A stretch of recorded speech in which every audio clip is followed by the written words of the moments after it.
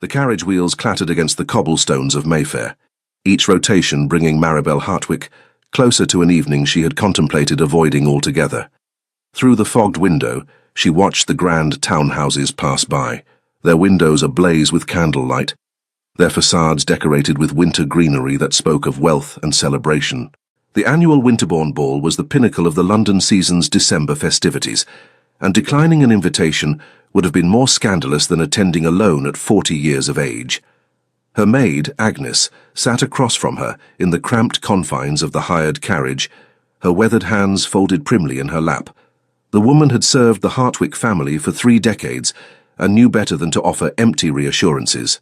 Instead, she simply met Maribel's gaze with steady understanding, the kind that came from witnessing every ball, every season, every gradual transformation from hopeful debutante to confirmed spinster. "The pearls suit you, miss," Agnes said finally, her voice carrying the weight of genuine affection rather than dutiful flattery. Maribel touched the strand at her throat, her mother's pearls, lustrous and perfect against the deep burgundy silk of her gown.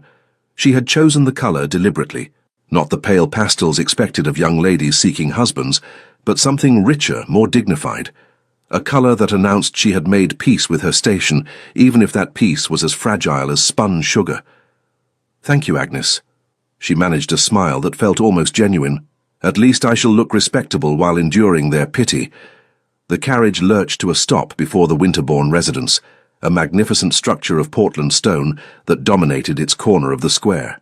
Footmen in pristine livery descended the steps to assist arriving guests, their movements practiced and precise. Maribel waited her turn, watching as elegant couples emerged from their carriages, the ladies' jewels catching the light from the torches that lined the entrance. She was alone. She had always been alone at these affairs since her father's death 5 years prior. Her brother lived in the country with his growing family, content with his modest estate, and showing little interest in chaperoning his spinster sister through London's social labyrinth. Not that she blamed him. What man wanted to spend his evenings watching society's matrons whisper about his unmarried sister? The footman handed her down, and Maribel gathered her shawl more tightly against the December chill. The entrance hall blazed with light from 3 massive chandeliers, their crystals casting rainbow fragments across the marble floors. She surrendered her wrap to a waiting servant and paused before the gilt-edged mirror in the foyer, checking her appearance one final time. The woman who gazed back at her was handsome rather than beautiful. Her features had always been too strong for conventional prettiness. A determined chin, direct hazel eyes, a mouth that smiled less easily than it once had. But her figure remained trim, her posture impeccable, and her dark hair, though threaded with grey at the temples, was arranged in an elegant chignon that required no false additions. She looked exactly like what she was, a gentlewoman of good family and modest fortune, past the age of youthful bloom, but not yet resigned to the cap and shawl of elderly spinsterhood. She existed in that peculiar limbo reserved for women who had somehow failed to secure their futures, according to society's prescribed timeline. The receiving line moved with glacial slowness. Lady Winterbourne, resplendent in emerald silk and enough diamonds to ransom a small kingdom, greeted each guest with the same mechanical smile. When Maribel's turn came, the hostess's expression flickered with something that might have been sympathy, or might simply have been the exhaustion of standing for hours in uncomfortable shoes. "Miss Hartwick, how delightful to see you." The words were warm, but Lady Winterbourne's eyes had already moved to the next guest in line. "Do enjoy yourself this evening." And then Maribel was through, released into the glittering chaos of the ballroom beyond. The space was magnificent, 2 stories high with walls painted in cream and gold, the ceiling adorned with frescoes depicting classical scenes of pastoral romance. Banks of hothouse flowers filled every alcove, their perfume mingling with the scent of beeswax candles and expensive cologne. The orchestra occupied a raised platform at the far end, their instruments creating a waterfall of sound that seemed to pull guests onto the dance floor like moths to flame. Maribel made her way to the periphery of the room, where the chairs lined the walls and the older guests congregated. This was her territory now, the realm of chaperones and dowagers, of those who watched rather than participated. She recognized several faces: Lady Pemberton with her notorious tongue for gossip, Mrs. Ashford, who had buried 3 husbands and seemed in no hurry to acquire a 4th, and the widow Chelmsford, whose fortune made her the target of every aging rake in London. "Maribel, darling?" The widow Chelmsford patted the empty chair beside her with a heavily ringed hand. "Come sit with me. These young things are making me feel positively ancient with their energetic dancing." Maribel accepted gratefully, settling into the chair with a relief she hoped wasn't too obvious. Margaret Chelmsford was one of the few women in society who treated her with genuine kindness rather than patronizing pity. Perhaps because Margaret had married late herself, wedding her elderly husband at 35, after spending years as a companion to a demanding aunt. "You look lovely this evening," Margaret continued, her sharp eyes taking in every detail of Maribel's appearance. "That colour is magnificent on you, so much more interesting than these insipid pastels the girls are wearing." Maribel followed her gaze to the dance floor, where young ladies in white and pink and pale blue floated past, like so many flower petals. They were beautiful in their youth and optimism, and she felt no bitterness toward them. She had been one of them once, fresh from the schoolroom with dreams of romance and security. The fact that those dreams had withered on the vine was no one's fault but her own. "Too fastidious," her mother had said before she died. "You wait for perfection, Maribel, and perfection does not exist in mortal men." Perhaps that had been true in her first few seasons. She had declined several perfectly acceptable offers, believing herself entitled to choose love over convenience. But as the years passed and the offers dwindled, she had lowered her standards considerably. The problem was that by then, gentlemen had raised theirs. A woman of 25 might still attract interest. One of 35 did not, especially when her portion was modest and her connections unremarkable. The music shifted to a waltz, and Maribel watched the couples form up with practiced ease. The dance floor became a swirl of colour and movement, perfectly synchronized bodies moving in 3/4 time. She had loved to dance once. Her teachers had praised her natural grace, her instinctive understanding of the music. But it had been years since anyone had asked her to stand up with them, and she suspected her skills had grown as rusty as her romantic prospects. "Lady Pemberton is holding court," Margaret murmured, nodding toward a cluster of women near the refreshment table. No doubt dissecting every outfit and indiscretion within range. Maribel had learned to ignore Lady Pemberton's poisoned tongue, though it had taken practice. The woman delighted in cataloguing the failures of others, perhaps to distract from her own disappointments. Her daughters had all made adequate marriages, but none had ascended to the heights Lady Pemberton had envisioned for them. The evening progressed with predictable monotony. Maribel accepted a cup of punch from a passing footman, made polite conversation with Mrs. Ashford about the weather, and tried not to count the hours until she could reasonably depart. The ballroom grew warmer as more guests arrived, the air thick with the heat of so many bodies in close proximity. It was during the second hour, as the dancing reached its peak of enthusiasm, that Maribel heard the laughter. It came from behind her, sharp and cutting in a way that made the fine hairs on her neck rise in instinctive warning. She didn't turn immediately, didn't want to give them the satisfaction of knowing she had heard. But the voices continued, young and careless and cruel in the way that only the very young could be. Poor thing, she comes to every ball as if someone might still ask her to dance. At her age, my dear, she should accept her fate gracefully and retire to the country like a proper spinster. Mamma says she had chances years ago but was too proud to accept them. Now look at her, sitting with the widows and dowagers. The laughter bubbled up again, and Maribel felt her spine stiffen against the chair. She had endured worse whispers, sharper barbs. But something about this night, about the casual cruelty delivered so close to the season, celebrating peace and goodwill, made her throat tighten with unwelcome emotion.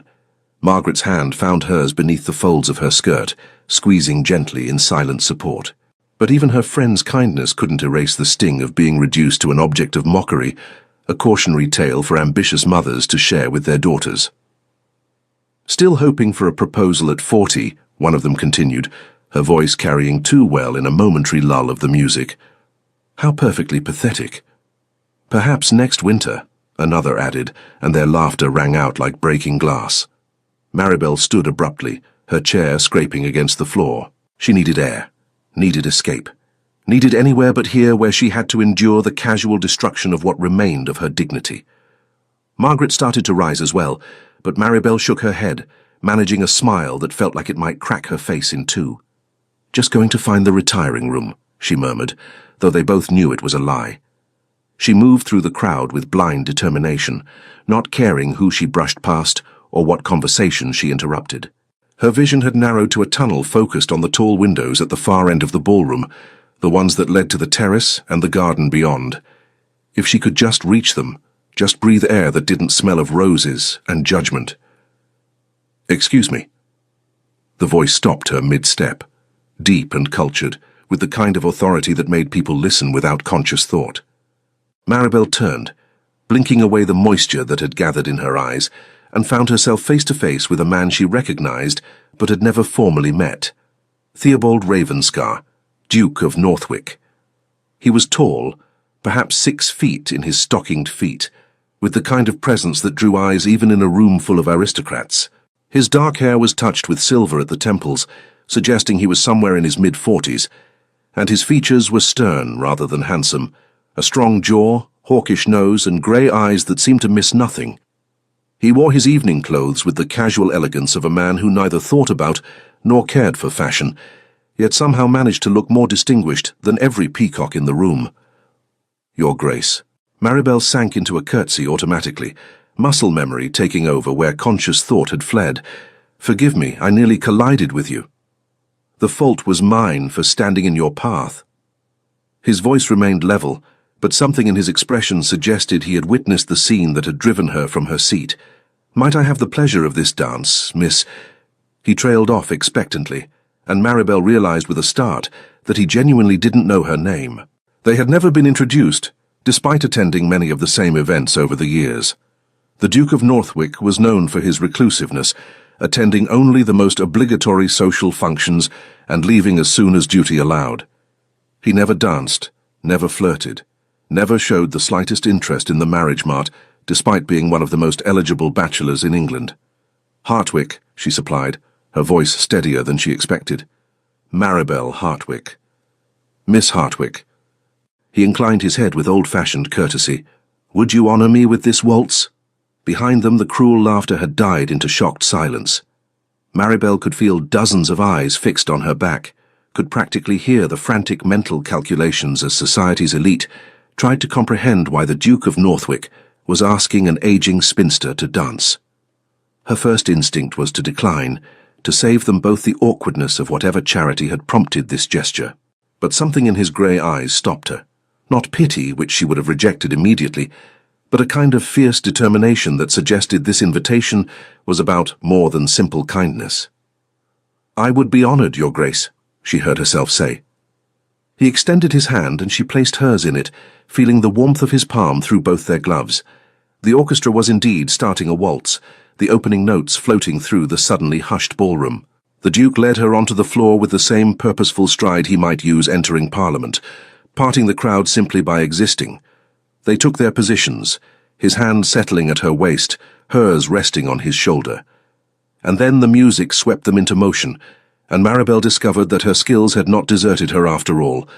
Her body remembered the steps, the rhythm, the give and take required to move as one with a partner. The Duke was an excellent dancer, despite his reputation for avoiding the pastime, his movements sure and confident, without being showy. "Breathe," he murmured, low enough that only she could hear. "You're holding tension in your shoulders." She exhaled shakily, forcing her muscles to relax. "Forgive me, Your Grace, I am not accustomed to—" "Being rescued?" His mouth quirked slightly, not quite a smile. "Neither am I accustomed to playing the knight-errant. We are both out of our element this evening." They turned, and Maribel caught a glimpse of the spectators, watching them with expressions ranging from shock to envy to naked speculation.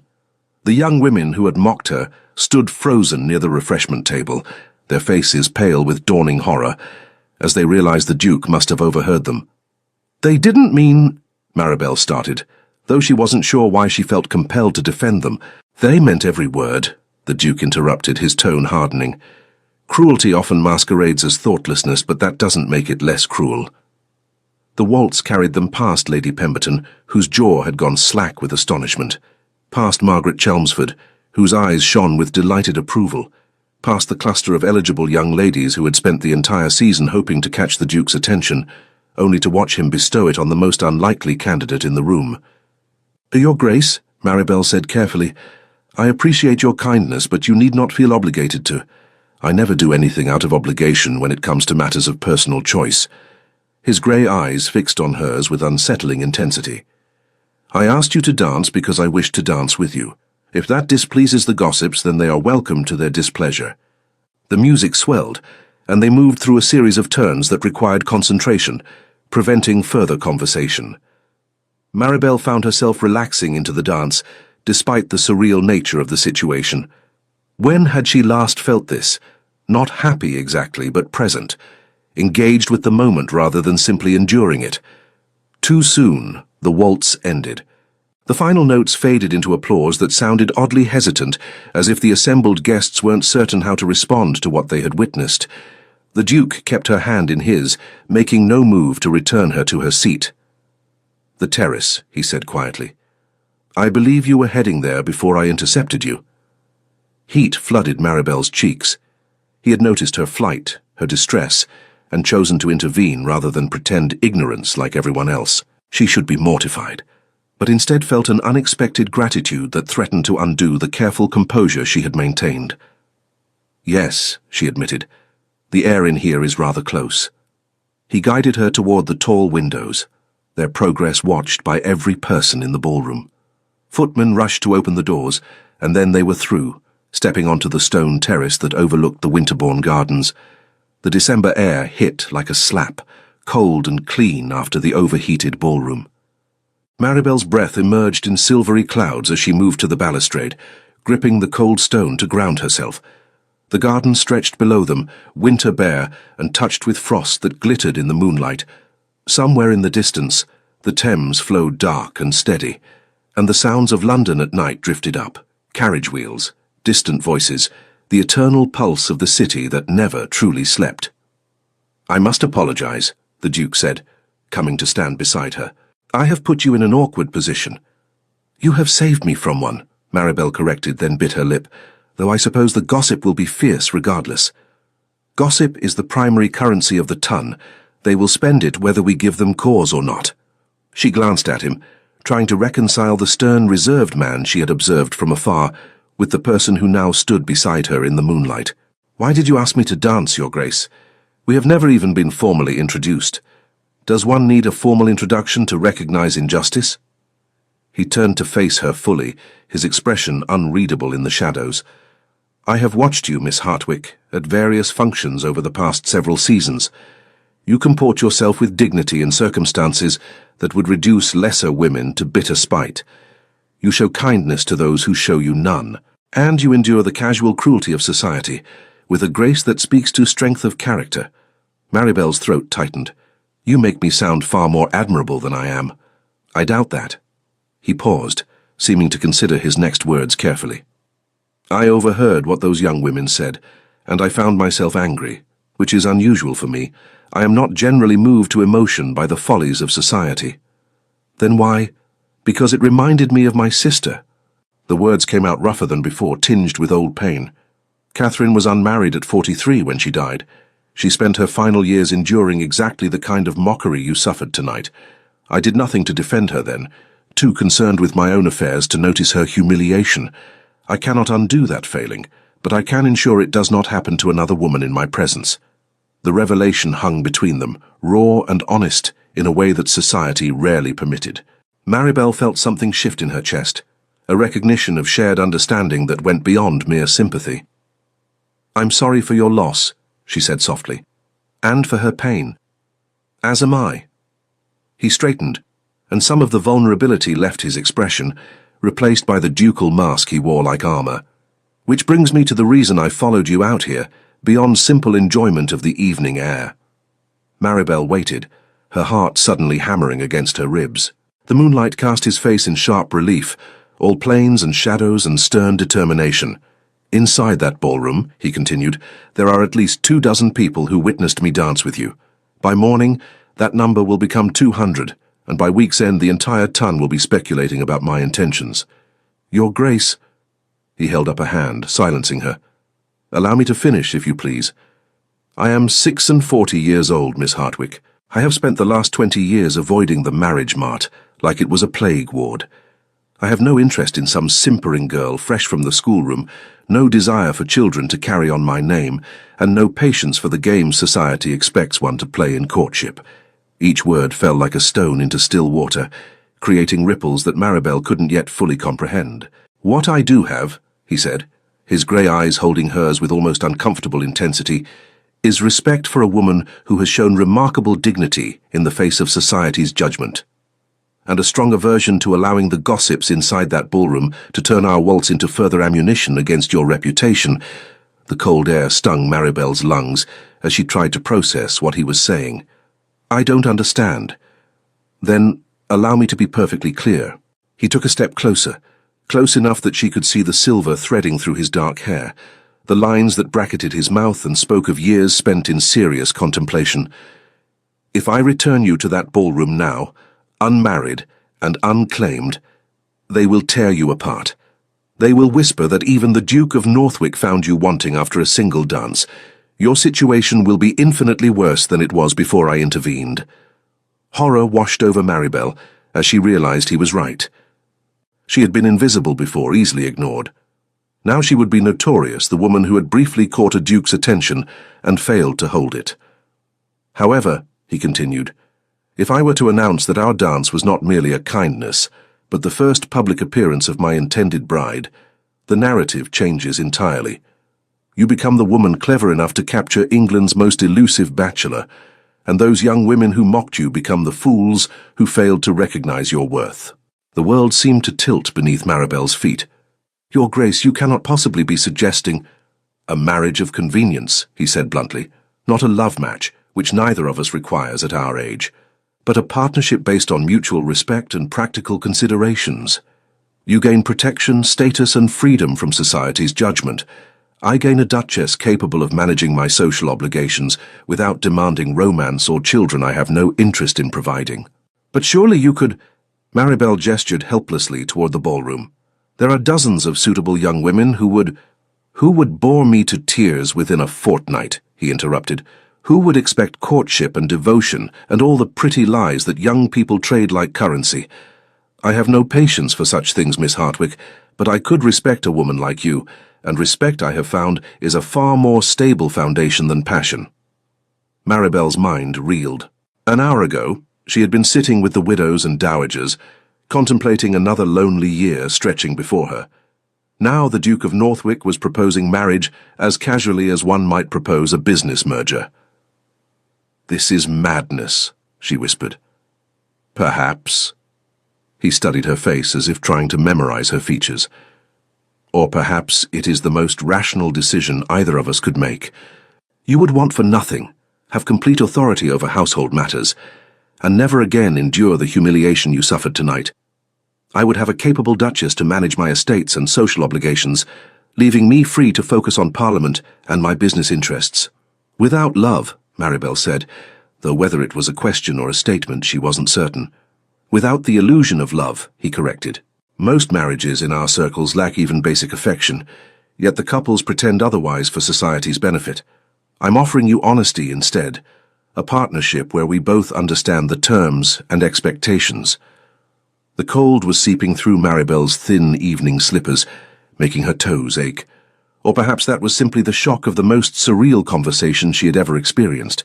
In the ballroom behind them, music and laughter continued, the ball rolling forward without any awareness that her entire life was poised on the edge of transformation. I need time, she finally managed, to think, to consider. Of course. But something in his expression suggested disappointment, though it was quickly masked. Though I would ask that you consider carefully. The gossip begins tomorrow regardless of your decision. If you decline, you will face it alone. If you accept, he let the sentence hang, letting her imagination fill in the rest. If she accepted, she would become the Duchess of Northwick, one of the most powerful women in England. She would never again sit with the wallflowers, never again endure pitying glances or cruel laughter.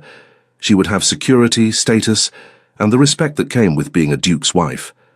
And all it would cost was the dream of love she had long since given up anyway. How long do I have to decide? The words emerged steadier than she felt. The ball ends at midnight. He pulled a pocket watch from his waistcoat, checking the time by moonlight. It is now 11:30. If you agree, we will return to the ballroom together, and I will make the announcement before the guests depart. If you decline, I will escort you to your carriage with my thanks for an enjoyable dance, and we will not speak of this again. 30 minutes. He was giving her 30 minutes to decide the course of her entire future.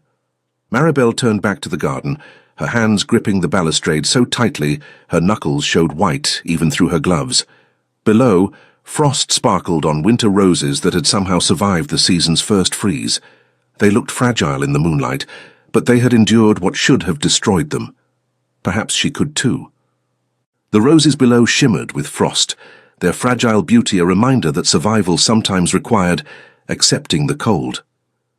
Maribel drew a shaky breath, watching it cloud in the December air. 30 minutes to decide her entire future. It seemed both impossibly short and unbearably long. Behind her the Duke remained silent, giving her the space to think without the pressure of his presence. She appreciated that restraint, that recognition that such a decision could not be rushed, despite the arbitrary deadline he had imposed. Of course, the deadline wasn't truly arbitrary. It was dictated by society's relentless appetite for scandal and the need to control the narrative before the gossips did. She thought of her small house in Bloomsbury, the one her father had left her along with a modest income. It was respectable but hardly grand, and she managed it herself with only Agnes and a cook to assist her. Her days were predictable. Charitable work on Tuesdays, correspondence on Wednesdays, the occasional tea with Margaret Chelmsford, or another of the few women who still sought her company. It was a quiet life, and she had told herself she was content with it. But was contentment the same as happiness? And did it matter when the alternative was this, a marriage of convenience to a man she didn't know, based on mutual respect and practical considerations rather than affection? The Duke had been honest about his intentions at least. He wanted a capable Duchess to manage his social obligations and estates while he focused on Parliament and business. He didn't want romance or children or the pretense of love that most society marriages required, even when the emotion was entirely absent. In its way, that honesty was refreshing. How many women married believing in love only to discover their husbands viewed them as little more than ornamental property? At least she would enter this arrangement with clear eyes and realistic expectations. "May I ask you something, Your Grace?" She turned to find him watching her with that same inscrutable expression, his features carved from shadow and moonlight. "Of course. Why now? You said you've spent 20 years avoiding marriage. What changed tonight that made you suddenly willing to propose to a stranger?" He was quiet for a long moment, and she thought he might refuse to answer. But then he moved to stand beside her at the balustrade, his hands clasped behind his back, in a posture that suggested military training in his youth. "I told you about my sister," he said finally. "What I didn't mention is that she died 6 months ago. And in settling her affairs, I found journals, dozens of them spanning decades. She wrote about her life, her disappointments, her gradual acceptance that society viewed her as a failure simply because she never married." His voice remained steady, but Maribel heard the pain beneath it, carefully controlled but present nonetheless. In her final entries, she wrote that she regretted wasting so much of her life caring what others thought of her, that she wished she had been brave enough to live on her own terms rather than society's. He turned to look at Maribel directly. Reading those words, I realized I had failed her not once, but countless times. I never defended her, never used my position to shield her from the very cruelty you experienced tonight, and I cannot bring her back or give her the life she deserved. "But you can offer that life to someone else," Maribel finished softly. "Perhaps. Or perhaps I am simply an aging duke who has finally realized that duty sometimes aligns with desire." A hint of something that might have been humor touched his expression. "I do need a duchess, Miss Hartwick. My estates require management. I have neither time nor inclination to provide.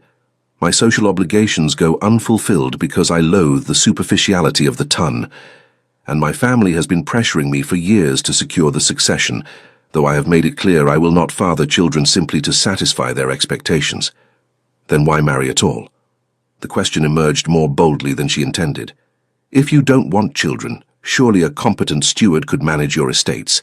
A steward cannot serve as my hostess at political dinners, cannot navigate the social complexities that influence parliamentary votes, cannot provide the appearance of stability that certain business ventures require.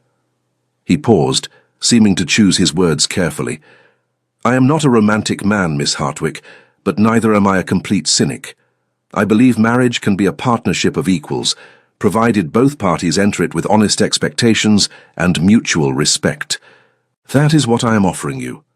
Maribel turned his words over in her mind, examining them from every angle like a jeweler appraising a stone for flaws. A partnership of equals. How many women of her acquaintance could claim such a thing in their marriages? Most were subordinate to their husbands in every way, financially, legally, socially. They existed to provide heirs, manage households, and reflect well upon their spouses.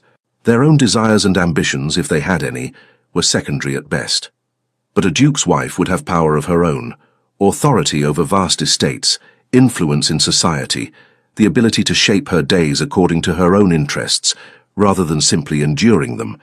She could expand her charitable work, support causes she believed in, even maintain her own separate pursuits, provided she fulfilled her obligations as Duchess. It would be a busy life, certainly more demanding than her current existence, but it would matter. She would matter. What of... She hesitated, feeling heat rise in her cheeks despite the cold. Forgive my indelicacy, but marriage involves certain expectations. If you do not want children, does that mean... I would not force my attentions upon you, he said bluntly, apparently unbothered by the intimate nature of the question. We would maintain separate bedchambers, as most aristocratic couples do. Whether we ever share more than that would be entirely your decision. I am offering you a partnership, Miss Hartwick, not ownership of your person. The frankness of his answer should have shocked her, but instead she felt a strange relief. How many women entered marriage with no clear understanding of what would be expected of them, only to discover their bodies were no longer their own? At least he was being honest about that as well. And if I wanted, that is, if I eventually desired. She couldn't finish the sentence, couldn't quite bring herself to speak so plainly about physical intimacy with a man she had met less than an hour ago. Then we would discuss it as rational adults and proceed accordingly. His tone suggested he was discussing estate management rather than marital relations. I am not a monk, Miss Hartwick, but neither am I ruled by base appetites. I have managed perfectly well for 46 years without a wife in my bed. I suspect I can continue to manage. A laugh surprised her, bubbling up unexpectedly. The absurdity of the conversation, the clinical discussion of marriage's most intimate aspects on a moonlit terrace, while a ball continued inside. It was the strangest courtship she could possibly have imagined. If one could even call it a courtship, when it consisted of a single dance and a business proposal. The Duke's mouth quirked slightly, and she realized it was the closest thing to a smile she had seen from him. I have shocked you. You have surprised me, she corrected. I don't know what I expected, but not this level of candor. I find pretense exhausting.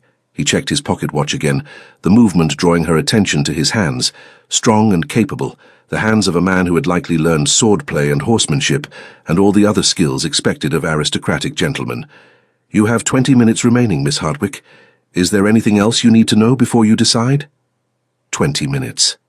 Maribel looked back at the frost-touched garden, at the winter roses that had survived against all odds. She thought of her small house, her predictable days, the gradual narrowing of her world as she aged into invisibility. She thought of sitting with the dowagers and widows year after year, watching younger women dance and marry and build lives, while hers simply persisted. And she thought of walking back into that ballroom as the Duke of Northwick's intended bride, watching the faces of those who had mocked her transform from cruel amusement to shocked disbelief. It shouldn't matter. She should be above such petty vindication. But she was human, and she had endured years of humiliation with grace. Perhaps she was entitled to this one moment of triumph. If I agree, she said slowly, what would the engagement entail? Would you expect a long courtship, or... I would expect us to marry by special license within the month, he replied promptly. A long engagement would only prolong the gossip and speculation. Better to present society with a fait accompli and move forward. Within the month. 4 weeks to prepare for a completely different life. It should have terrified her, but instead she felt a strange exhilaration, like standing at the edge of a precipice, knowing she was about to jump. "My brother would need to be informed," she said, testing the reality of it. "And I would need to settle my affairs, close up my house. Your brother could stay at the house when he visits London, if you prefer, or we could sell it and invest the proceeds for your personal use. The choice would be yours." He spoke as if her agreement was already given, as if he knew which way she was leaning. "You would receive a generous allowance as my Duchess, entirely separate from household accounts. Your money to spend as you see fit, no accounting required. Financial independence. Another thing most wives could never claim. Maribel's modest income was sufficient for her needs, but it required careful management. The idea of never having to worry about expenses, of being able to support causes and people without counting every shilling. "And your family?" she asked. "Surely they will object to such a sudden engagement to someone they've never met. My family's opinions ceased to concern me when they hounded my sister about her unmarried state even as she lay dying." His voice turned cold with old anger. "They will accept you because they have no choice, and because once you are Duchess, crossing you would be crossing me. I protect what is mine, Miss Hartwick." What is mine? The phrase should have bothered her, should have sounded possessive. But the way he said it suggested protection rather than ownership, a commitment to defend rather than control. And wasn't that what she had lacked all these years? Someone who would stand between her and society's casual cruelties, who would use their position and power to shield rather than expose her. The music from the ballroom swelled, another waltz beginning. How many couples were dancing now? Young men and women who took for granted the simple pleasure of being wanted. She had stopped taking it for granted years ago, had stopped expecting anything beyond polite tolerance from society. But this unexpected offer from an unlikely source, felt like a door opening in a wall she had thought solid. Beyond it lay uncertainty, yes, but also possibility. A different life than the one she had resigned herself to. Perhaps not the romantic dream of her youth, but something potentially better. A partnership built on honesty and respect. "Miss Hartwick," the Duke's voice pulled her from her reverie. "I require an answer." She turned to face him fully, this stern, reserved man who had witnessed her humiliation and chosen to intervene, who had offered her not love, but something perhaps more valuable, dignity, security, and the freedom to shape her own future within the framework of their arrangement. "I have conditions," she heard herself say. His eyebrows rose slightly. "Name them." "I want to continue my charitable work. I currently serve on the board of a foundling hospital and volunteer at a women's shelter. As your Duchess, I would expand those efforts, not abandon them." "Agreed. Such work would reflect well on the duchy and is entirely appropriate for a woman of your station. I want authority over all household matters without interference. If I am to manage your estates, I must have the freedom to make decisions without requiring your approval at every turn. I would expect nothing less. I have neither time nor interest in domestic details. That would be your domain entirely. And I want—" She hesitated, then forged ahead. "I want us to be honest with each other. No pretense, no games. If this arrangement ceases to suit either of us, we should be able to discuss it openly. A reasonable request." He studied her face in the moonlight. "Do I take it these conditions indicate your acceptance?" Maribel's heart hammered against her ribs. This was insane. She was agreeing to marry a man she had known for less than an hour, based on a single dance and a frank conversation. Every rational part of her mind screamed that she needed more time, more information, more certainty. But when had certainty ever been possible in life? And what was she really risking? Her quiet, narrow existence in Bloomsbury? Her carefully maintained dignity as she aged into irrelevance? At 40 years old, she had little to lose and potentially everything to gain. "Yes," she said, the word emerging steady and clear. "I accept your proposal, Your Grace." Something shifted in his expression. Not quite relief, but a subtle relaxation of tension she hadn't noticed until it eased. "Theobald," he said, If we are to be married, you should use my name, at least in private. Theobald, she repeated, testing the unfamiliar syllables. Then you must call me Maribel. Maribel. He said her name carefully, as if committing it to memory. Then he extended his hand and she placed hers in it, feeling the warmth even through both their gloves. Shall we return to the ballroom? I believe we have an announcement to make. The full weight of what she had agreed to suddenly crashed over her. In moments, she would walk back into that glittering assembly as the Duke of Northwick's intended bride. The gossip would be immediate and relentless. Her life would change irrevocably, publicly, with no possibility of retreat. Theobald must have sensed her momentary panic because his hand tightened slightly on hers. We can wait until tomorrow if you prefer. Make the announcement more privately, through the papers. No? Maribel straightened her shoulders, drawing on every ounce of dignity she possessed. Those women mocked me less than an hour ago. Let them see exactly how wrong they were. A flash of approval crossed his features. As you wish. They walked back toward the ballroom together, his hand still holding hers in a gesture that would be noticed and remarked upon by everyone who saw them. The footman opened the doors, and warm air rushed out to meet them, carrying with it the scent of flowers and perfume, and the subtle musk of too many people in too small a space. The music faltered as they entered, dancers stumbling slightly, as attention shifted from the orchestra to the Duke and his companion.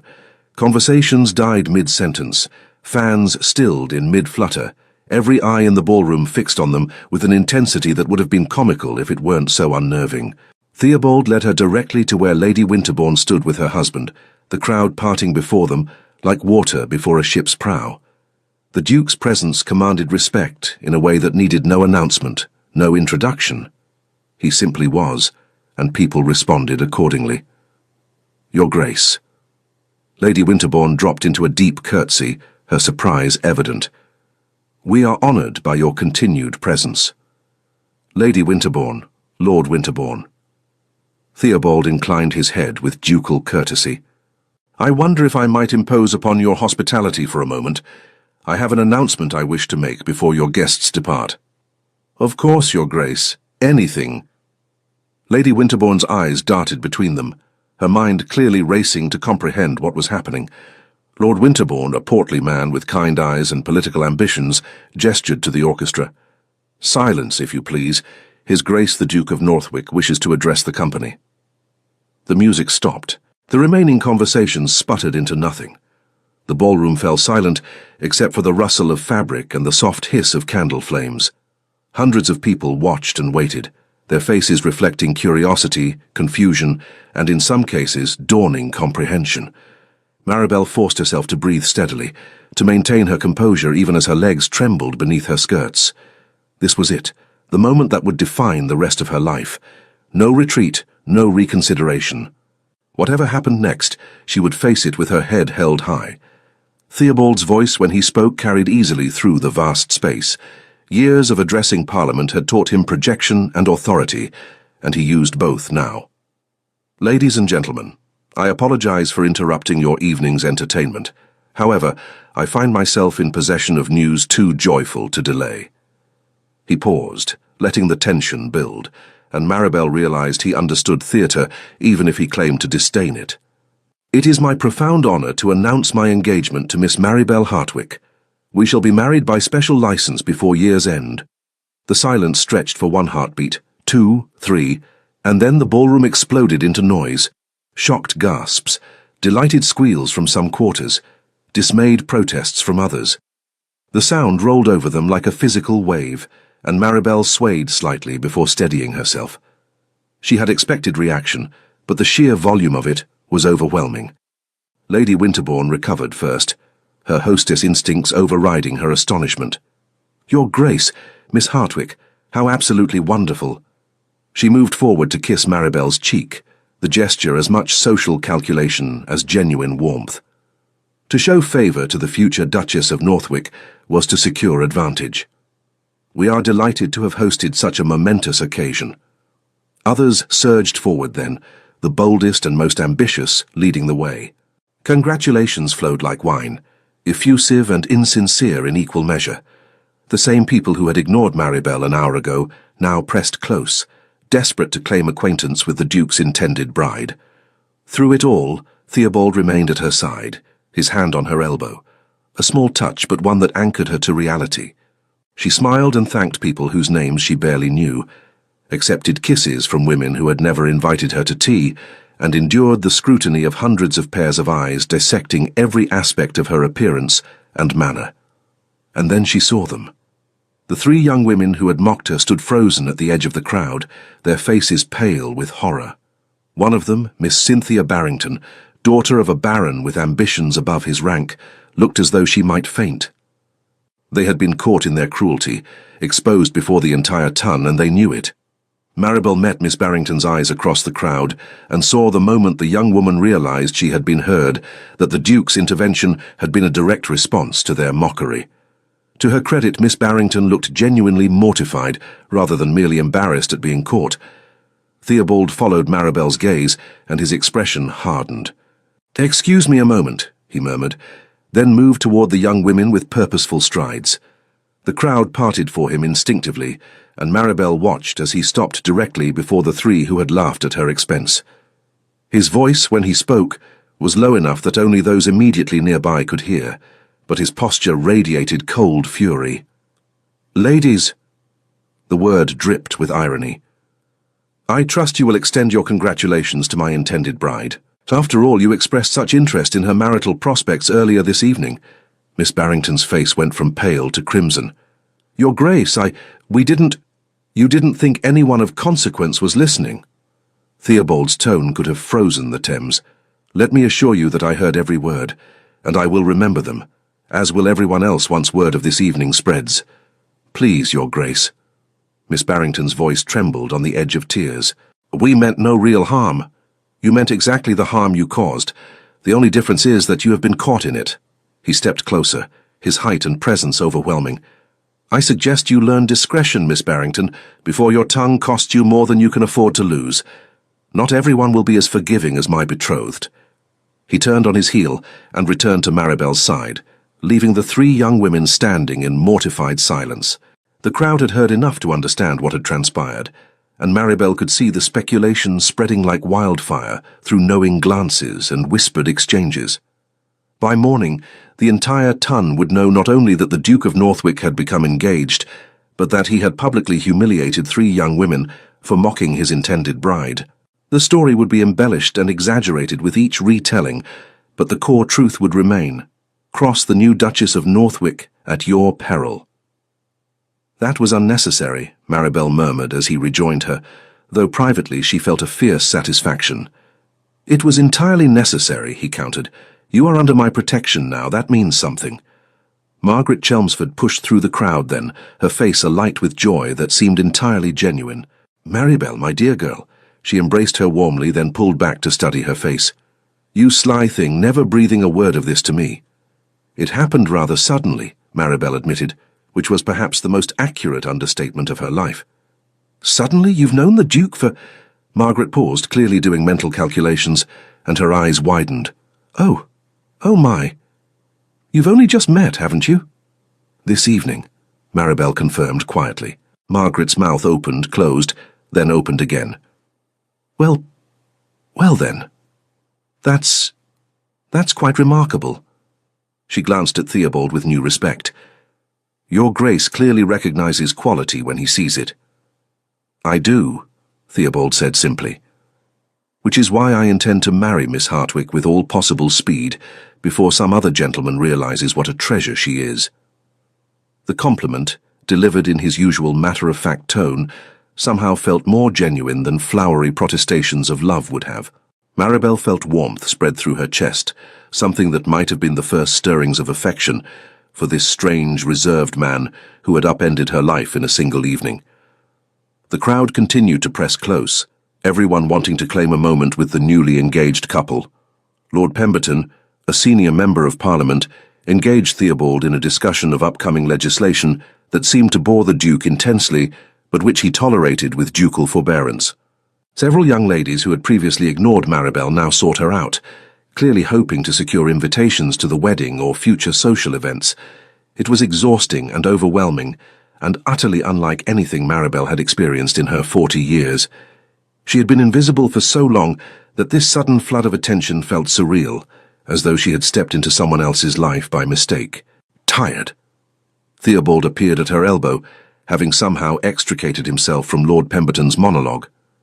Overwhelmed, she admitted. Shall we depart? I believe we have satisfied society's curiosity for one evening. The relief that washed over her must have shown on her face, because his expression softened slightly. Come, my carriage is far more comfortable than whatever conveyance brought you here. He offered his arm, and she took it gratefully. They made their farewells to Lord and Lady Winterbourne, who were still beaming with the reflected glory of having hosted such a momentous announcement. Then they were moving through the crowd again, this time toward the exit, leaving a wake of whispers and speculation behind them. The night air felt glorious after the stifling ballroom, cold and clean and blessedly empty of people. Theobald's carriage waited at the curb, a magnificent affair with the ducal crest emblazoned on the door, and a team of matched greys standing patient in their traces. A footman handed her up, and she sank into velvet cushions so soft they felt like sitting on a cloud. Theobald settled across from her, and the carriage lurched into motion, carrying them away from the Winterbourne residence and into the London night. You handled that well, he said after a moment. The attention, the sudden scrutiny, not everyone could manage it with such grace. I'm not certain grace is the right word, more like numb shock.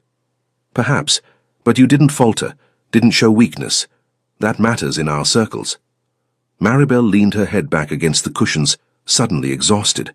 What have I done? The question emerged as barely a whisper. Secured your future, escaped a life of gradual decline into invisibility, chosen partnership over lonely dignity. His voice remained even, but something in his tone suggested he understood her uncertainty. Or if you prefer, accepted a business proposition from a man who needs a duchess and found you admirably suited to the role. And if I regret it tomorrow, then we will discuss it as the rational adults we claim to be. He was quiet for a moment, then added, For what it's worth, I do not believe you will regret it. You are too practical to have agreed without consideration, despite the limited time I allowed. The carriage rolled through Mayfair's quiet streets, passing darkened townhouses and the occasional late-night wanderer. Maribel watched the city slide past and wondered at the strangeness of her life. This morning she had woken as Miss Hartwick, aging spinster of modest means and no prospects. Tonight she would sleep as Miss Hartwick, betrothed to a duke and destined for a life she had never imagined possible. Where are we going? She asked suddenly, realizing she had never provided direction. To deliver you safely home, of course, your direction. Bloomsbury, Hart Street. If he found her address surprisingly modest for his future duchess, he gave no sign. Instead, he simply relayed the information to the driver through a small speaking tube, and the carriage altered its course. They rode in comfortable silence, and Maribel found herself studying her future husband in the dim light that filtered through the carriage windows. He was handsome in a severe way, all strong features and aristocratic bearing. Not the kind of man who would ever be called pretty or charming, but striking nonetheless. And there was something compelling about his directness, his refusal to engage in the social games that consumed most of their world. She could do worse. She had almost certainly done worse by doing nothing for 20 years. The carriage stopped before her modest townhouse, and a footman opened the door. Theobald descended first, then handed her down with old-fashioned courtesy. I will call on you tomorrow at 2 o'clock, he said. We have much to discuss regarding the wedding arrangements. Tomorrow, Maribel repeated, the reality of it settling over her like a cloak. Yes, of course. And Maribel? He still held her hand, his thumb brushing across her knuckles in a gesture that might have been unconscious. You made the right choice. I give you my word that I will never give you cause to regret it. Then he released her hand, bowed with perfect formality, and returned to his carriage. She stood on her steps and watched until the vehicle disappeared around the corner, taking with it her last chance to pretend this evening had been anything resembling normal. Agnes opened the door, her weathered face creased with concern. Miss, is everything all right? You're home so early. Maribel stepped inside, began to remove her gloves, then stopped and looked at her maid, her friend, really, after 30 years together. "Agnes," she said, hearing the wonder in her own voice, "I'm getting married." And as the older woman's face transformed from concern to shock to delight, Maribel Hartwick realized that for the first time in longer than she could remember, she was looking forward to tomorrow. The morning arrived with brutal efficiency, sunlight streaming through Maribel's bedroom curtains, as if determined to expose every corner of the previous evening's unreality. She lay still for several moments, staring at the familiar ceiling plasterwork, and half convinced she had dreamed the entire affair. The ball, the mockery, the Duke's intervention, surely none of it had actually happened. Then Agnes knocked and entered with her morning chocolate, her face still wearing the delighted expression she had maintained since Maribel's announcement the night before. "Good morning, Your Grace-to-be." The maid's eyes sparkled with mischief. "Though I suppose I should practice saying Your Grace properly, hadn't I?" "Please don't," Maribel groaned, sitting up and accepting the cup gratefully. "Not yet. I'm barely reconciled to Miss Hartwick at the moment." Agnes settled at the foot of the bed with the familiarity of long service and genuine affection. "Tell me everything again. I was so shocked last night I barely took it in. You went to the ball, and the Duke of Northwick proposed. Just like that?" "Not exactly like that." Maribel sipped her chocolate, organizing her thoughts. There were extenuating circumstances. Some young women said unkind things, and His Grace overheard them. He asked me to dance, and then afterward, on the terrace, he made a proposal based on practical considerations. "Practical considerations?" Agnes's eyebrows climbed toward her cap. "What kind of romance is that?" "The kind that suits a woman of 40 and a man of 46. Maribel set down her cup, meeting her maid's eyes seriously. "He doesn't want love, Agnes. He wants a capable duchess who can manage his social obligations and estates, and I want security, respect, and the freedom to live without society's judgment. It's a business arrangement." "Business?" Agnes snorted softly. "Miss Maribel, I've served this family long enough to know that marriages built on less have flourished into genuine affection. Your own parents barely knew each other before their wedding, and they were devoted for 30 years. That was different. Was it, or are you simply afraid to hope for more than you've bargained for?" The words hit uncomfortably close to truth. Maribel had spent so many years protecting herself from disappointment that hope felt dangerous, like inviting heartbreak with open arms. Better to expect nothing beyond the practical benefits of the arrangement and be pleasantly surprised if anything more developed. "He's calling at 2 o'clock, she said, changing the subject. "We need to discuss wedding arrangements. What does one wear to plan one's own convenience marriage? Something that makes you look like the duchess you're about to become." Agnes rose with purpose. "The burgundy day dress, I think. The one with the Belgian lace at the collar. And we'll do your hair in that braided coronet that makes you look regal." "Agnes, I'm hardly—" "You're about to become one of the highest-ranking women in England," Agnes interrupted firmly. "It's time you started looking the part." By the time 2 o'clock approached, Maribel had been dressed, coiffed, and positioned in the small drawing room with all the care of a general preparing for battle. The burgundy dress did suit her, lending warmth to her complexion and dignity to her bearing.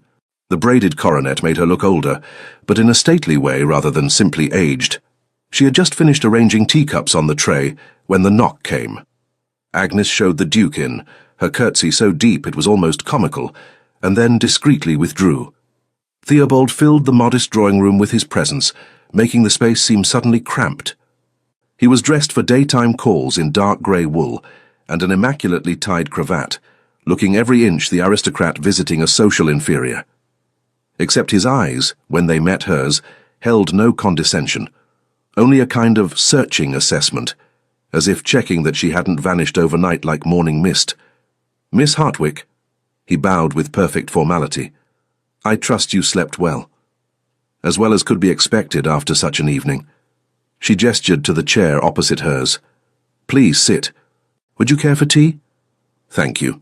They observed the rituals of polite society, tea poured, pleasantries exchanged, the weather discussed with profound unimportance. But beneath the surface conventions, tension hummed like a plucked string. They were strangers preparing to bind their lives together, and no amount of Earl Grey could disguise that fundamental strangeness. Finally, Theobald set down his cup with quiet finality. "I have obtained a special license, We can marry as soon as you are prepared. I thought perhaps a week from today at my estate in Surrey. A small ceremony, immediate family only, if that suits you. A week. 7 days to prepare for marriage. Most women had months to ready themselves, to adjust to the idea of becoming a wife. But then most women weren't 40 years old and marrying for practical considerations rather than love. That suits me well enough, Maribel said, proud that her voice remained steady. My brother should be able to travel from Hertfordshire by then, and I have few other family members who would need to attend. The same for me. Most of my relatives will be annoyed at missing the social event of the season, but their disappointment doesn't concern me. He pulled a sheaf of papers from his coat pocket. I've had my solicitor draw up a marriage settlement. I want you to review it with your own legal counsel before signing. Maribel accepted the documents, surprised. Most men wouldn't. I'm not most men, and you should know exactly what you're agreeing to. He leaned forward, his expression intent. The settlement provides you with an annual income of £5,000 for personal use, independent of household accounts. In the event of my death, you'll receive the dower house on the Surrey estate, plus £10,000 per annum for life. Should you predecease me without children, your personal property returns to your family rather than my estate. The sums made her dizzy. £5,000 annually was more than her current total worth. And the provision about her property, most husbands claimed everything their wives owned upon marriage. The fact that he was protecting her interests spoke to an integrity she hadn't expected. This is very generous. It's fair. I'm asking you to upend your entire life and take on significant responsibilities. You should be compensated accordingly. He pulled out another document. This is a list of the primary estates and properties you'll oversee as Duchess. The Surrey estate is the family seat. Northwick Hall, approximately 5,000 acres. There's also a smaller property in Kent, the London townhouse, and a hunting lodge in Scotland that I rarely use. Maribel scanned the list, her head spinning. She had managed her modest household for 5 years, but this was a different order of magnitude entirely. Multiple estates, dozens of staff, social obligations that would fill every day. It was daunting and terrifying and oddly exhilarating all at once. I'll need to visit each property, she said, thinking aloud. Meet with the staff, review the current management systems. And I'll need detailed accounts for the past several years to understand the baseline operations. Theobald's expression shifted to something that might have been approval. My steward can provide everything you require. And I should mention, the Surrey estate has been somewhat neglected in recent years. My sister lived there until her death, but she was ill for some time and unable to properly oversee things. You'll likely find areas requiring significant attention. I see. Maribel set the papers aside, meeting his gaze directly. Your Grace, Theobald, I must be honest. I've managed a small household in Bloomsbury, not vast estates. I may not be as immediately competent as you expect. I expect you to learn to ask questions when uncertain and to make decisions to the best of your ability. That's all anyone can do. He paused, then added more quietly, My sister Catherine would have been an excellent duchess had she been given the chance. She had a keen mind for management and a genuine care for the people in her charge. I saw that in you last night, the same quality of steady competence and quiet strength. Trust yourself, Maribel. The use of her given name, the confidence in his voice, the unexpected invocation of his sister, it all combined to create a warmth in her chest that had nothing to do with the tea. This man barely knew her, yet he was placing enormous trust in her hands. I'll do my best not to disappoint you. I don't believe you could if you tried. He stood, and she rose with him. I'll send my carriage for you tomorrow at 10. We should visit Northwick Hall so you can see what you're taking on. And I'd like to introduce you to the senior staff before the wedding. Tomorrow? She had imagined having a few days to adjust, to prepare mentally for the magnitude of change ahead. Is that too soon? He studied her face. I can delay if you need more time. No, Maribel said, surprising herself. No, tomorrow is fine. Better to face it directly rather than spend days worrying. That's what I thought. A hint of warmth entered his expression, not quite a smile, but close. You're more resilient than you credit yourself for, Maribel. I think you'll thrive in this role. After he left, Maribel sat in the sudden silence of her drawing room and tried to absorb the reality of what was happening. In 1 week, she would become the Duchess of Northwick. This house, her refuge for 5 years, would no longer be her primary residence. Her days of quiet anonymity were over, replaced by social obligations and estate management and a visibility she had never sought. The knock at the door startled her from her reverie. Agnes appeared with an apologetic expression and an armful of packages. "These just arrived, miss, from various shops in Bond Street, all addressed to you."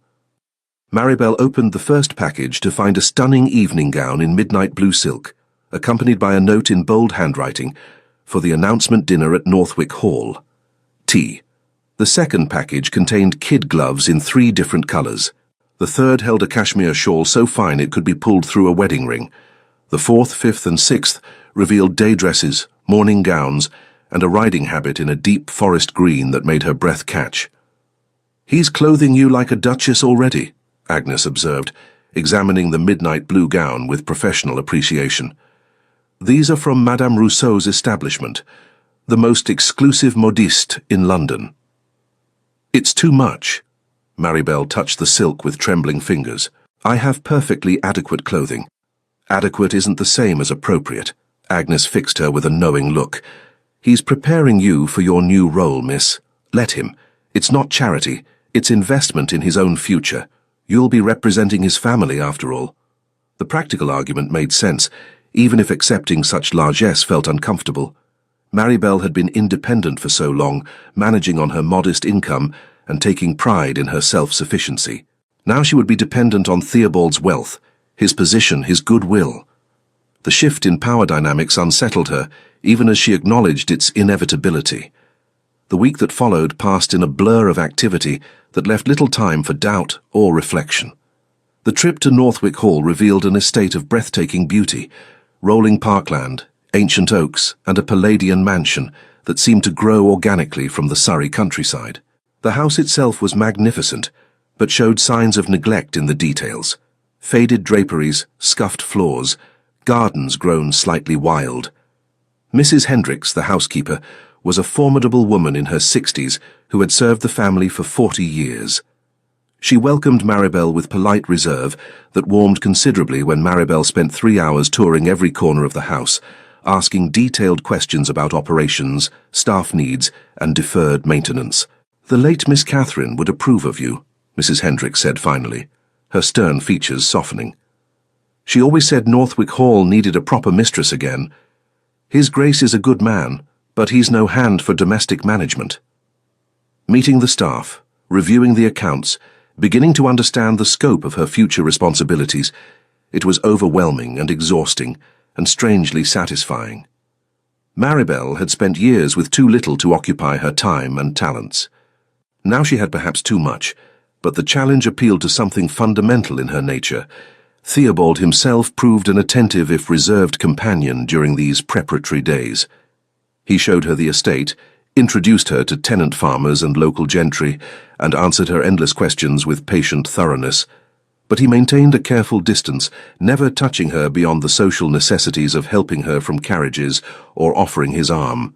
It was as if he were determined to prove that their arrangement was exactly what he had promised, a partnership, not a romance. Maribel told herself she appreciated that restraint. She had agreed to a marriage of convenience, after all. Expecting more would be foolish. Yet sometimes when she caught him watching her with an expression of quiet contemplation, she wondered what thoughts moved behind those grey eyes. The announcement dinner 2 nights before the wedding was her first true test as the future Duchess. Theobald had invited a select group of influential guests, senior members of Parliament, a cabinet minister, several prominent aristocrats and their wives. It was a political gathering as much as a social one, and Maribel understood that her performance would be scrutinized carefully. She wore the midnight blue gown he had sent, and Agnes had outdone herself with an elegant arrangement of Maribel's hair that incorporated a strand of pearls woven through the dark tresses. Looking in the mirror, she barely recognized herself. Not young, certainly. The lines at her eyes and mouth remained evidence of 40 years lived, but dignified, regal. The woman reflected back at her, looked capable of being a duchess. The evening proceeded with the formal precision of a military operation. Maribel greeted guests at Theobald's side, accepted their congratulations with gracious composure, and guided conversation through the dinner with a skill she hadn't known she possessed. Years of observing from the periphery of society had taught her more than she realized about social navigation. Lord Ashworth, the Home Secretary, engaged her in a discussion of prison reform that revealed he had actually read the report she had helped prepare for the Foundling Hospital Board. Lady Ashworth asked intelligent questions about Maribel's plans for the estate's home farm. The evening unfolded with a smoothness that felt almost choreographed, except none of it was false or forced. These people were treating her as an equal because she was about to become one. After the guests departed, Theobald found her in the library, where she had retreated for a moment of quiet. He carried 2 glasses of brandy and offered her one without asking if she wanted it. "Oh, you were magnificent tonight," he said, settling into the chair across from her. "Lord Ashworth asked if I would consider lending you to his wife's committee for workhouse reform." "Did he?" Maribel sipped the brandy, feeling its warmth spread through her chest. "I would be interested in that work. I told him you would make your own decisions about which causes to support, that your time was your own to allocate as you saw fit."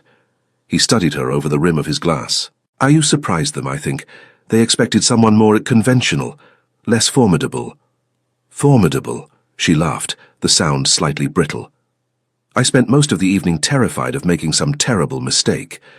Fear and competence aren't mutually exclusive. Catherine taught me that." His expression grew distant.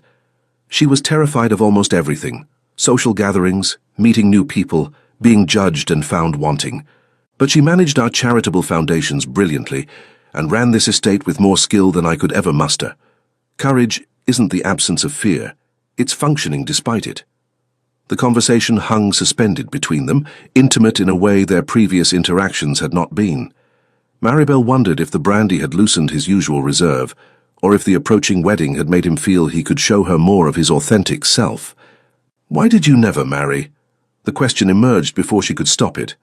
"You're a duke, wealthy, not unappealing in appearance. Surely you had opportunities." "Countless opportunities," he agreed wryly. "But I watched my father's marriage, cold, transactional, both parties miserable but trapped by duty and convention. I swore I wouldn't replicate that unless I found someone I could genuinely respect and enjoy. And in 20 years of looking, I never did, until last week." The confession settled over her like a cloak, warm and heavy with implication. "You barely know me," she protested weakly. "I know enough." He set down his glass, his gaze direct and unwavering.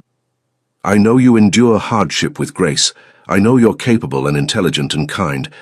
I know you're honest enough to agree to a convenience marriage without pretending it's something else. That's more than most couples have on their wedding day. And if we grow to dislike each other, if proximity breeds contempt rather than affection, then we will manage it like adults with separate wings of the house and minimal interaction." His tone suggested he didn't actually believe that would happen. "But I don't think we will.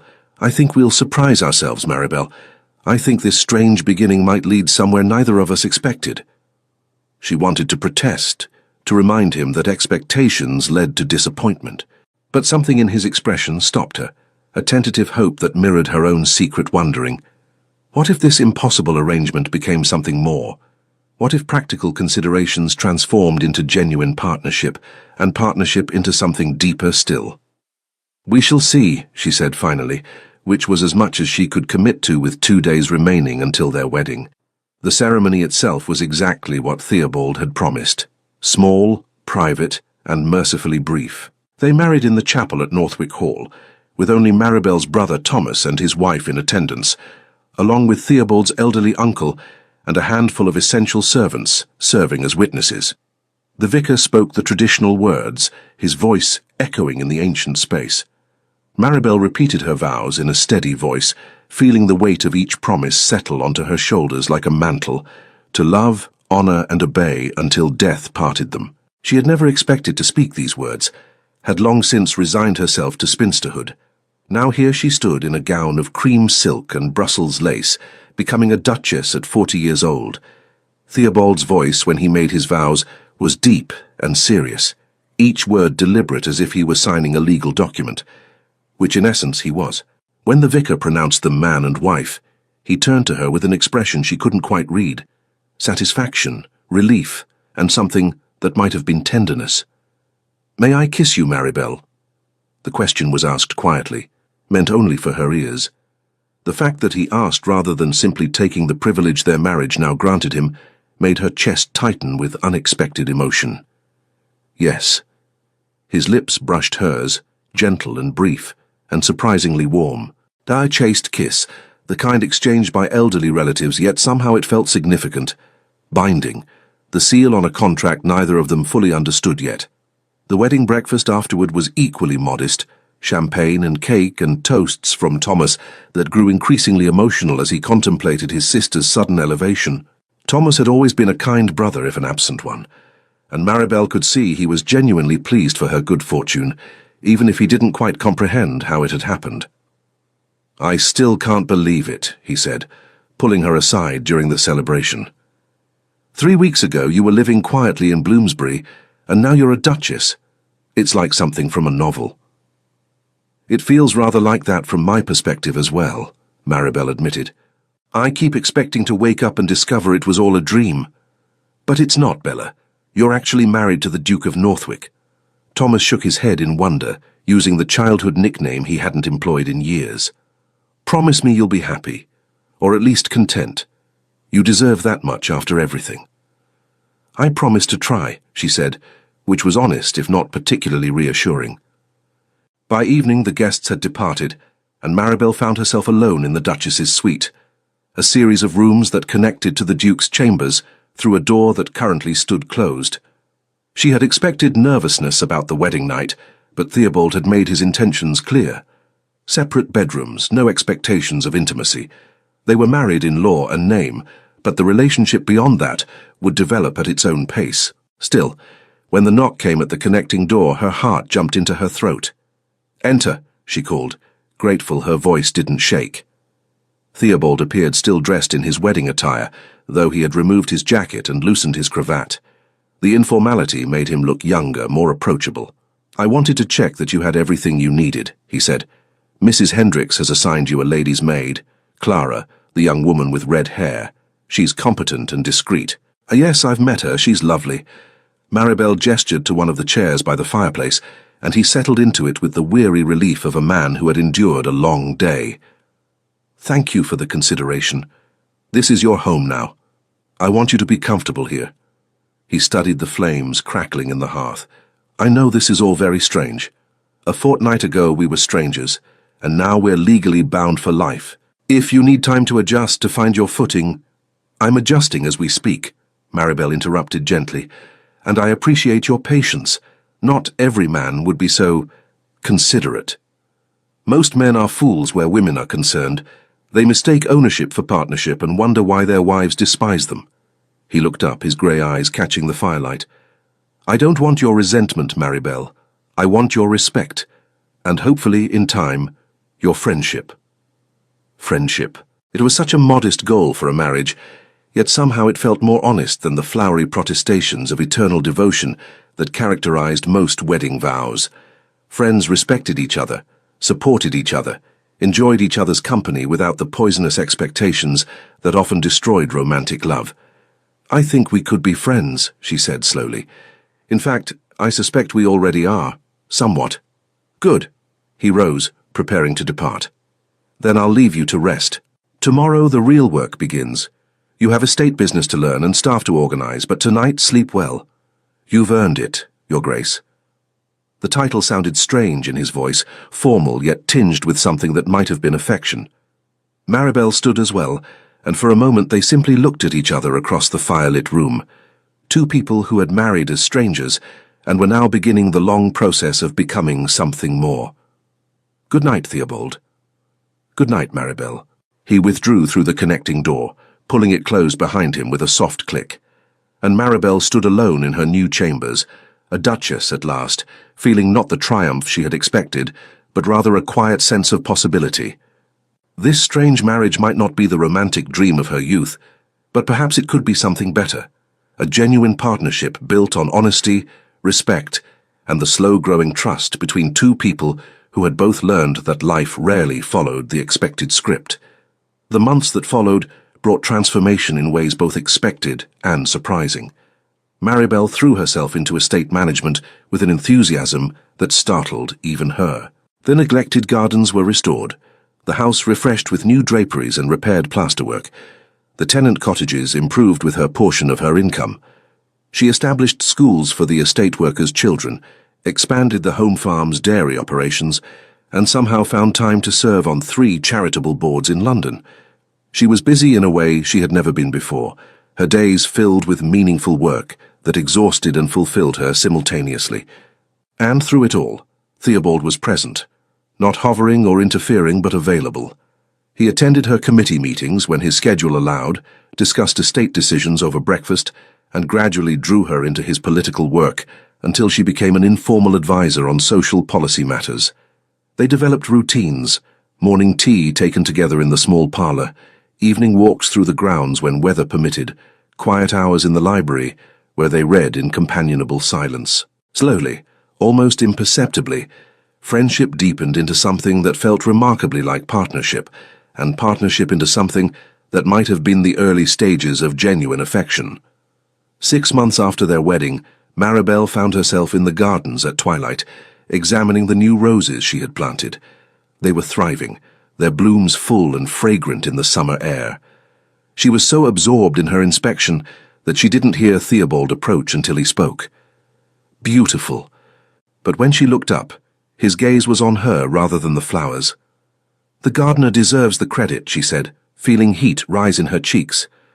"I merely suggested the varieties. I wasn't talking about the roses." He moved closer, and something in his expression made her breath catch. "Maribel, these past months with you have been unexpected.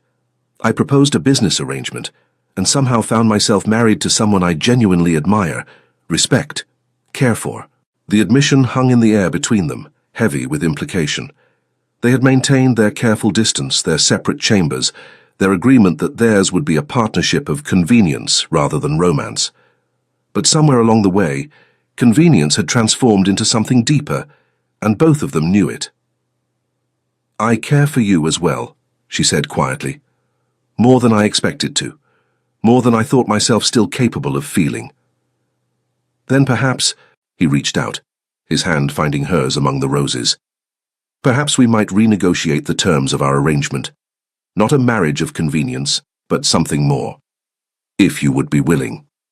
Looking up at him in the fading light, seeing the tentative hope in his expression, Maribel realized that the practical consideration she had agreed to had become something precious. This reserved man who had rescued her from humiliation had given her so much more than status and security. He had given her purpose, partnership, and now offered something she had thought forever beyond her reach, the possibility of being truly loved, not despite her age or her past, but because of who she was. "I would be very willing," she whispered. When he kissed her this time, it was nothing like the chaste brush of lips at their wedding. This was deep and consuming, the kiss of a man who had held himself in check for months and was finally allowing himself to feel. Maribel melted into his embrace, her arms winding around his neck, years of loneliness dissolving in the warmth of his touch. They were married already, legally bound and sharing a life. But this felt like the true beginning, not a rescue or a practical arrangement, but a choice made freely by 2 people who had discovered that sometimes the most unexpected paths led to the most rewarding destinations. Years later, when people asked the Duchess of Northwick about her remarkable marriage, she would smile that serene smile of hers and say simply that she and the Duke had arrived at happiness by an unconventional route. She never spoke of the ball where cruel laughter had driven her to the terrace, or the shocking proposal that had changed her life in a single evening. Those memories were private, treasured pieces of their history together. But sometimes, attending balls with Theobald at her side, she would see a woman sitting alone with the dowagers, wearing dignity like armor against the world's judgment, and she would remember what it felt like to be invisible, to be dismissed, to believe that life held nothing more than quiet resignation. On those occasions, she made a point to seek out such women, to engage them in genuine conversation, to remind them with her attention that worth was not determined by marital status or age. It was a small thing, perhaps, But Theobald had taught her that small acts of kindness could change everything. She had been still single at 40 when they mocked her at the Winterbourne ball, but that mockery had led her to the terrace, to Theobald, to a life richer and more fulfilling than any she could have imagined. The cruelty of strangers had inadvertently given her the greatest gift she had ever received, a partnership that transformed into love, and a reminder that it was never too late for happiness to find you, even in the most unexpected ways. Dear listeners, we hope you enjoyed this journey with Maribel and Theobald, discovering that love can bloom even in the most unexpected circumstances, and that it's never too late to rewrite your story. Here at Echoes of Romance, we believe every heart deserves its happy ending, no matter the path it takes to get there. If this tale touched your heart, please subscribe to our channel so you never miss another beautiful story. Leave us a comment telling us what you loved most about Maribel and Theobald's romance. We truly treasure hearing from you. Don't forget to give this video a thumbs up if you enjoyed it, and activate those notifications so you'll be the first to know when we share our next captivating historical romance. Thank you for spending this time with us, and remember, your own beautiful story is still being written, no matter what chapter you're currently living. Until next time, dear friends, keep believing in the magic of love.